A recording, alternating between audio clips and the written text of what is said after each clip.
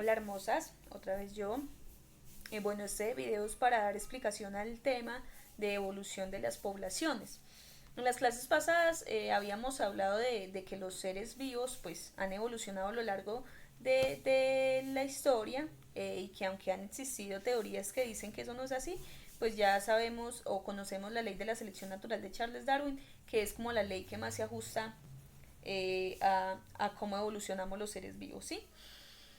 Eh, hicimos pues lectura de la síntesis del libro del origen de las especies que escribió, y resulta que después de la escritura de ese libro, la comunidad científica aceptó que Darwin tenía razón y que los seres vivos no permanecían inmutables en el tiempo como lo decía el fijismo, sino que cambiaban y evolucionaban de acuerdo a características del ambiente a las que se adaptaban. Sin embargo, pues Darwin presentó errores, presentó fallas en su teoría porque la transmisión hereditaria y la selección natural no fueron completamente aceptados. Es decir, Darwin no pudo explicar cómo surgían variaciones en los seres vivos y cómo esas variaciones se podían heredar. A esas variaciones hoy las conocemos como mutaciones, un cambio en el proceso de replicación de ADN a ARN. Entonces ocurre un cambio, entonces se expresa una característica diferente. Pero ¿qué pasó? La genética de poblaciones reconcilió la genética como tal con la teoría de la selección natural, porque reconoció en su teoría una amplia variabilidad genética. Y esto se dio gracias a que también los trabajos de Gregor Mendel, lo que hizo con los guisantes, los cruces y eso, pues dieron pie para dar esta explicación. Entonces vamos a ver como un poquito unos conceptos importantes en esta evolución de las poblaciones y la importancia de ellos. Primero vamos a ver por qué es importante la variabilidad genética. La variabilidad genética lo que hace es reflejar las diferencias que hay en las características de los diferentes individuos de una población. Por ejemplo, en una multitud de personas en donde se encuentran amigos nuestros. En esa multitud yo puedo reconocer a mis amigos porque ellos tienen características que lo hacen diferente a las otras personas, ¿sí? De ahí que sea tan importante la variabilidad genética, porque si no existiera esa variabilidad, todas las personas tendríamos características similares y entonces las personas seríamos iguales y pues no las podría reconocer, y nuestro comportamiento pues no sería ideal en cuanto a nuestra forma de vida, ¿cierto? Mm, Eso mismo pasa con los animales y con las plantas. Pero ¿qué pasa? Así como nosotros reconocemos fácilmente en las poblaciones humanas esas características, no somos capaces de observar esas diferencias en otros organismos, sean animales o plantas, aunque también ocurra. Esta variabilidad genética no solamente se expresa en los fenotipos, sino también a nivel molecular, es decir, en los genotipos. Pero ¿qué pasa? Solamente esa variabilidad yo la puedo observar fenotípicamente, es decir, las características físicas, porque yo no puedo saber, por ejemplo, el tipo de sangre de una persona solo con verla. Yo no lo puedo saber, tendría que hacerle un examen. Y aunque pues esa variabilidad genética también existe a nivel molecular, para nosotros la única que es visible es la fenotípica. Pero esta variabilidad, tanto geno como fenotípica, es importantísima en el proceso pues de la evolución. Bueno, uno de los principales responsables de la variabilidad genética es la recombinación genética. La recombinación genética es un entrecruzamiento de alelos que se da en el proceso de meiosis de los organismos que se reproducen sexualmente. Este entrecruzamiento hace que los cigotos que se forman dependan de las características genotípicas del esperma y del óvulo, es decir, del padre y de la madre durante la fecundación. Entonces, cada hijo producido durante esa recombinación va a tener características del padre y de la madre, y posteriormente cuando tenga otros hijos va a tener características de ese padre o madre y de su pareja. Por eso es que existe una alta variabilidad genética, porque las personas se están entrecruzando y están recombinando sus alelos. Sí, eso pasa en organismos que se reproducen sexualmente. Pero ¿qué pasa en los organismos asexuales? Es decir, en los que no tienen reproducción sexual, sino que depende de un solo organismo. En este caso, la mutación es el único mecanismo que puede producir una variabilidad genética. Por ejemplo, los virus. ¿Qué pasa con el COVID-19? El COVID muta, esos virus mutan y al mutar pues se producen organismos que evolucionan rápidamente, que se adaptan a características diferentes y pues de esta manera puede variar la genética de esos organismos. ¿Sí? Eso, la recombinación genética es uno de los principales responsables de que exista tanta variedad de organismos con tantas características tanto fenotípicas como genotípicas. Muy bien, eso en cuanto a la importancia de la variabilidad. Ahora vamos a ver los mecanismos de evolución, y es decir, algunas leyes que se han establecido de cómo evolucionan los organismos y consigo pues cómo evolucionan las plantas. Primero, se plantea como mecanismo de antievolución, por decirlo de alguna forma, un equilibrio. Ese equilibrio fue planteado por un médico y por un matemático, entonces se denomina equilibrio de Hardy-Weinberg, y este nombre pues corresponde a los apellidos de estos personajes. ¿Qué pasaba con ellos? Ellos en realidad no creían que las poblaciones pudieran evolucionar, sino que planteaban unas condiciones necesarias para que las poblaciones permanecieran en equilibrio y no evolucionaran. Es decir, que la frecuencia de sus alelos permaneciera constante. ¿Sí? Entonces, en ese equilibrio, en ese equilibrio planteaba algunas características y decía que en las poblaciones no debían haber mutaciones que producieran nuevos alelos. Eso no podía pasar, pero pues hoy se sabe que eso sí pasa. Además decía que no debía haber intercambio de genes entre diferentes poblaciones. Entonces supongamos dos poblaciones de escarabajos, ellos entre esas dos poblaciones no se podían reproducir, sino que los escarabajos de una población con los escarabajos de esa población y los de la otra población con esa población, no más. Es como si nosotros, los colombianos, no pudiéramos unirnos con un francés, un estadounidense, un español, bueno, etcétera. Además también planteaban ese equilibrio que todos los individuos debían tener la misma probabilidad de sobrevivir y reproducirse. Es decir, que ahí no actuaba la selección natural. ¿Qué pasaba ahí? Todos, o sea, independiente de sus características, si eran fuertes o débiles, se podían reproducir y se podían sobrevivir en esa población. Y que las poblaciones debían ser suficientemente grandes para que no ocurrieran cambios en ellas. Entonces, pues este equilibrio realmente no funcionaba porque en la vida real las poblaciones no se comportan de esa forma.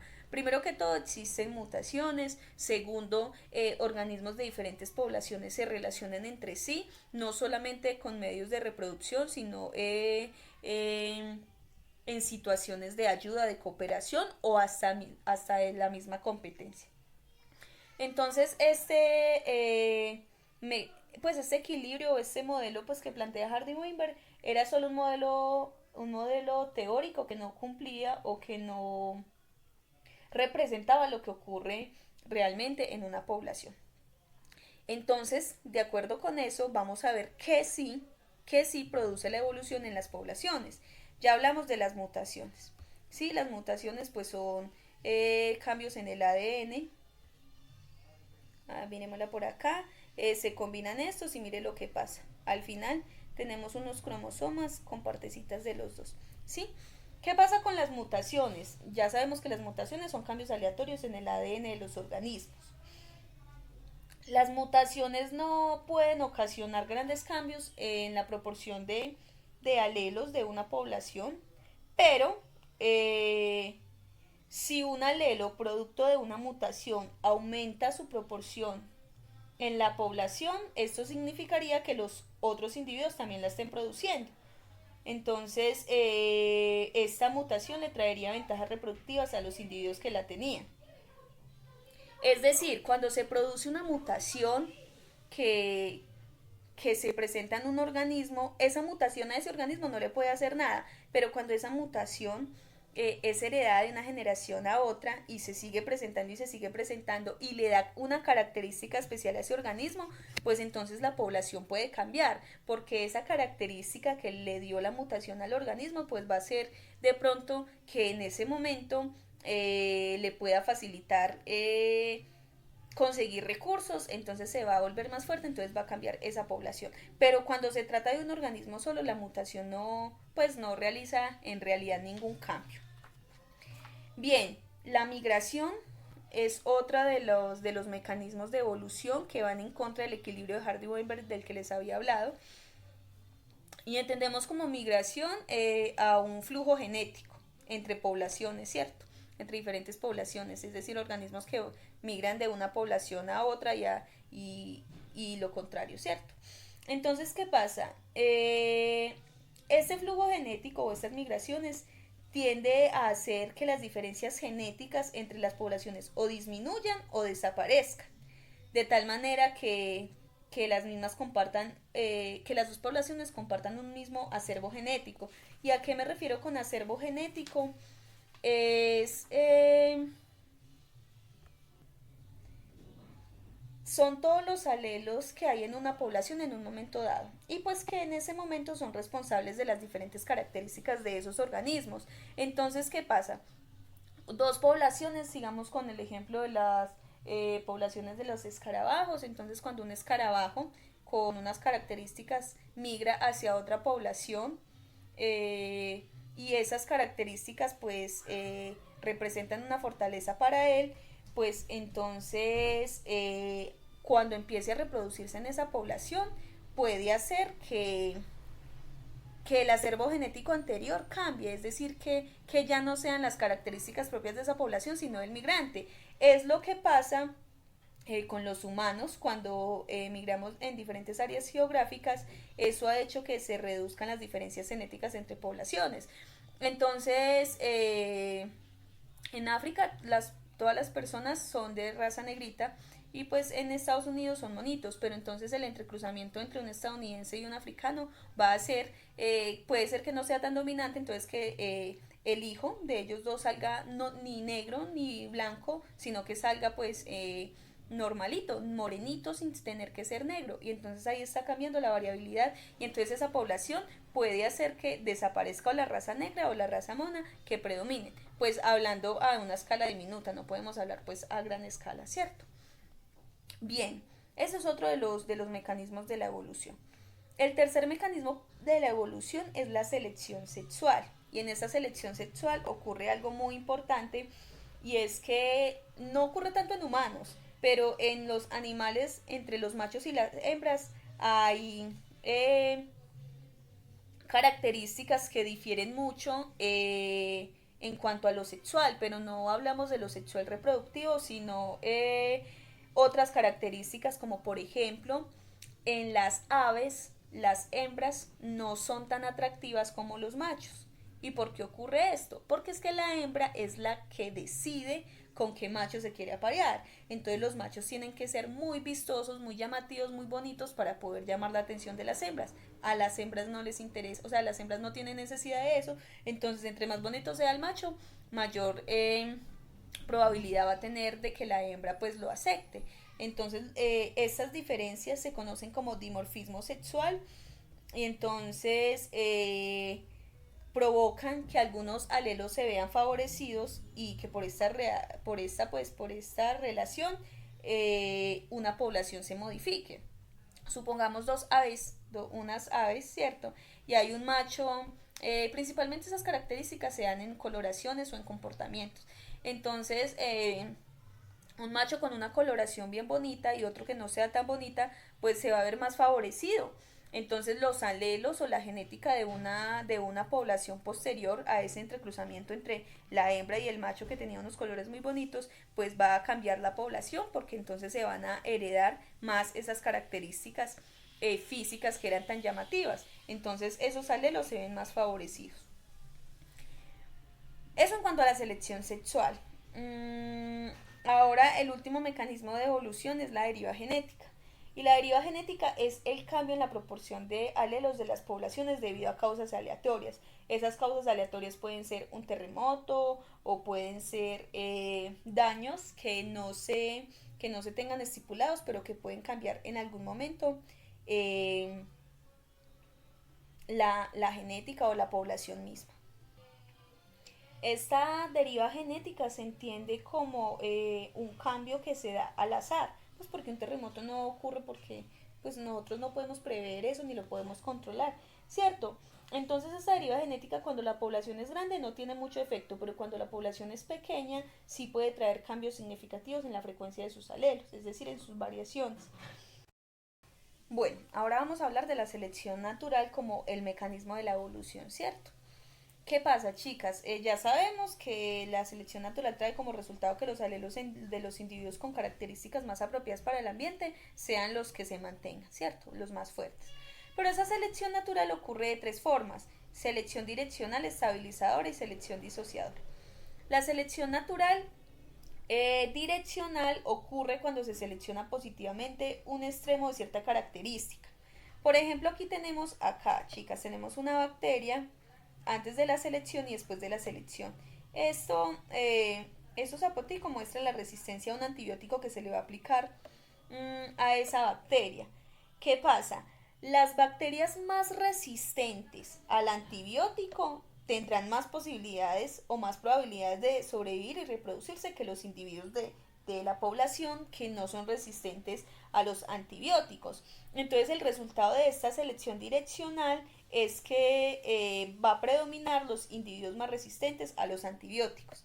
Miren que inicialmente teníamos todo esto de individuos antes de la selección y al finalizar la selección, mire solamente lo que tenemos. Este extremo, este extremo de este diagrama representa las bacterias que son resistentes al antibiótico y que en una población tienen mayor probabilidad de sobrevivir y de reproducirse. Bien, el segundo tipo de selección natural es la selección estabilizadora. Esta selección se produce cuando se seleccionan negativamente los individuos que tienen el extremo de cierta característica. Para hacerlo más entendible, vamos a ver un ejemplo. Imaginemos una población de mariposas cafés, y en cuyos extremos fenotípicos son mariposas casi amarillas y mariposas casi negras. O sea, son cafés, pero su extremo fenotípico es que sean amarillas o es que sean casi negras. Las mariposas café pueden confundirse con los troncos de los árboles, ¿cierto? Mientras que las mariposas amarillas y negras son detectadas más fácilmente por los depredadores. Entonces el resultado de una selección estabilizadora hace que el aumento de la proporción de mariposas con la característica intermedia sea la que más sobreviva. Va a ser la café. Miren cómo aumenta el pico de este gráfico. ¿Por qué? Porque a las mariposas les conviene más poderse combinar con el color de los árboles para sobrevivir, a que si son tan llamativas como negra o amarilla, pues que puedan ser fácilmente mmm, consumidas o depredadas pues por un animal más grande. Esto ocurre con la selección estabilizadora. Estabiliza una característica particular que le brinde a ese organismo en un momento dado una característica que le permita una mayor probabilidad de sobrevivir y de reproducirse. Y el otro tipo de selección es la selección disociadora. ¿Qué pasa con la selección disociadora?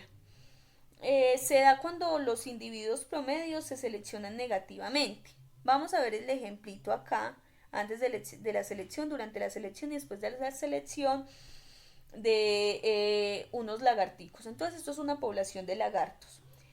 Los individuos pequeños, estos de acá, pueden esconderse en pequeños huecos y los individuos grandes no pueden esconderse, entonces a ellos que les toca luchar contra algunos depredadores.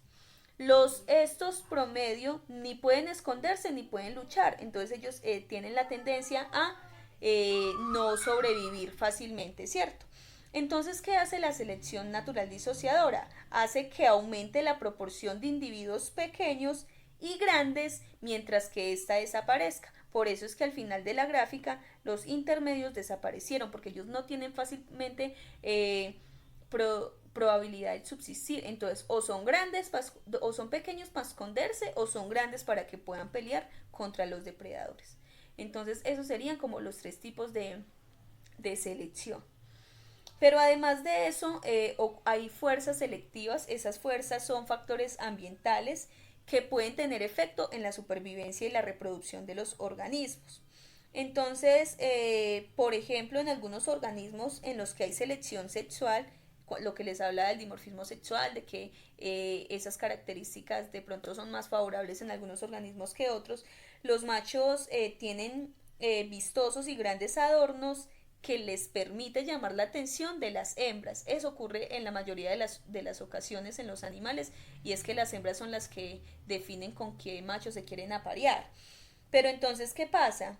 Esos mismos adornos, esas grandes características en algún momento pueden ser problema para la movilidad, para escapar de los depredadores, puede que sean muy llamativos para los depredadores, o sea, puede traer condiciones adversas. Entonces, esas fuerzas selectivas hacen que esas características sean muy buenas para reproducirse, pero en algún momento también sean tan malas que puedan provocar que sean depredados fácilmente, entonces pues no tengan tanto éxito reproductivo, porque si fuese así, entonces siempre los llamativos serían los que predominen, y pues en eso en la naturaleza no pasa. Bien, otro proceso de la selección natural es la competencia y la cooperación, que se dividen en simbiosis mutualista y altruismo genético. La competencia, pues ya sabemos que se presenta cuando dos individuos de la misma o diferente especie eh, pelean o compiten por un recurso, sea alimento, sea pareja, sea hábitat, sea pues el lugar en donde van a vivir, ¿cierto? Para satisfacer cualquier necesidad que tengan ellos. Y pues aunque esta competencia se presenta principalmente por recursos, eh, también es una de las principales fuerzas selectivas como para que se influya sobre la supervivencia de los organismos. Es decir, no solamente por alimento hay competencia también por pareja, y en muchos casos en la naturaleza esa competencia por pareja puede llevar a la muerte de uno de los dos organismos que estén compitiendo, o también por un área de nidación. Entonces están compitiendo porque consiguieron un lugar en donde poder nidar y tener sus crías, y el otro no pudo hacerlo, entonces sus crías no van a tener las condiciones estables para poder sobrevivir. Entonces pues eso afecta la supervivencia, pero también hace que eh, los individuos pues como que tengan posibilidades de reproducirse normalmente y hayan otros que no. Y la otra es la cooperación, pues que la cooperación sí es como muy característica de todos los animales, más que de nosotros los seres humanos, es que eh, ayuda a la supervivencia de los individuos. Eh, no, en la naturaleza realmente no hay casi egoísmo, y los animales se ayudan entre la misma población, pues cierto, un león no va a ir a ayudar a un ciervito que se va a comer, lógicamente no, pero pues entre la misma población hay mucha cooperación. Pero esa cooperación puede ser de dos tipos. La simbiosis mutualista, esto ocurre cuando hay una relación muy estrecha entre dos organismos, tanto que uno no pueda sobrevivir sin el otro. Por ejemplo, aquí ustedes saben que la abejita es la que lleva en sus patitas el polen de esta florecita, y entonces hace que ese polen se propague y pueda producir nuevas florecitas, y a su vez es el alimento de la abejita. Sin abejas estas no se van a poder polinizar, y sin polen pues estas no van a poder alimentarse. Y el altruismo genético, eh, que algunas personas le llaman egoísmo genético, es que en especies altamente sociales, como por ejemplo las abejas, las avispas, las hormigas, hay individuos que trabajan con el único objetivo de conseguir suficientes recursos para un solo organismo. Ustedes saben que en las abejas, las avispas, las hormigas existe una reina y unos obreros.